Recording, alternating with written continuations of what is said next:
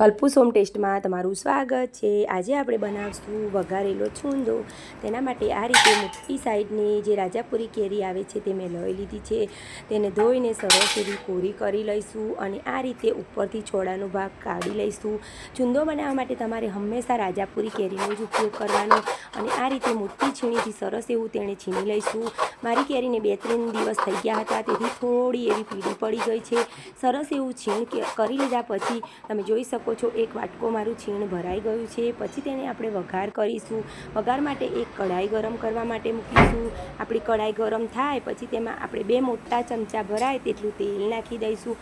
તેલ આપણું થોડું એવું ગરમ થાય પછી તેમાં 2 સૂકા મરચાં નાખી દઈશું। મરચાં થોડા એવા શેકાઈ જાય પછી આપણે આખા મસાલામાં લવિંગ, તજ અને મરી નાખી દઈશું। સરસ એવું તે પણ સંતળાઈ જાય પછી આપણે 1 ચમચી જીરું અને 1 ચમચી રાઈ નાખી દઈશું।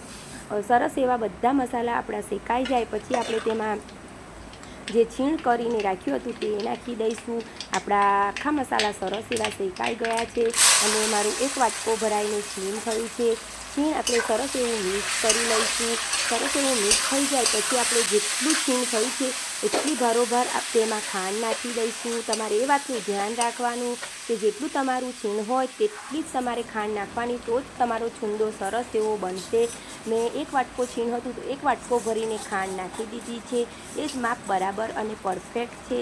તમારે થોડી પણ વધારે નહીં અને ઓછી પણ નહીં, એ પ્રમાણે ખાંડ નાખી દેવાની અને તેને કન્ટિન્યુઅસ ચલાવતા જવાનું, કન્ટિન્યુઅસ ચલાવતા રહેવાનું અને છીણ નાખ્યા પછી તરત જ તમારે ખાંડ નાખી દેવાની। તમારે છીણને શેકાવા પણ નહીં દેવાનું અને પછી ચમચાથી આ રીતે જોવાનું।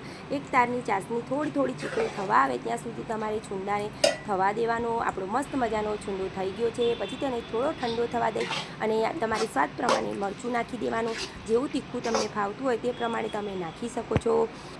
તમને મારી આ રેસીપી ગમતી હોય તો મારી ચેનલ લાઈક કરજો, સબસ્ક્રાઈબ કરજો અને શેર કરજો। તમારો ધન્યવાદ। જય માતાજી।